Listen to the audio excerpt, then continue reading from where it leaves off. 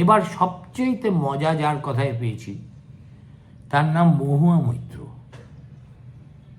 তিনি বলেছেন, যে বাঙালি তৃণমূলকে সমর্থন করে না তার বাংলায় থাকার কোনো অধিকারই নেই। ফ্যান্টাস্টিক। আমাকে কালকে মহুয়া মৈত্র একটা তার দিল্লি অথবা পুরীর বাড়ির, অথবা আমি জানি না পৃথিবীর কত জায়গায় তার বাড়ি আছে, তার কাছাকাছি একটা জায়গায় থাকা খাওয়ার ব্যবস্থা করে দিন, আমি কালকেই চলে যাব।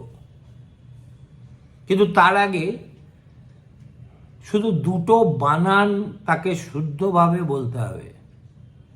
যদি তিনি পারেন এবং কাউকে জিজ্ঞেস না করে, ডিকশনারি না দেখে, তাহলে আমি আগামী সকালেই চলে যাব। প্রথম বানানটি হলো কুজ্ঝটিকা আর দ্বিতীয়টি হলো পিপিলিকা। যদি পারেন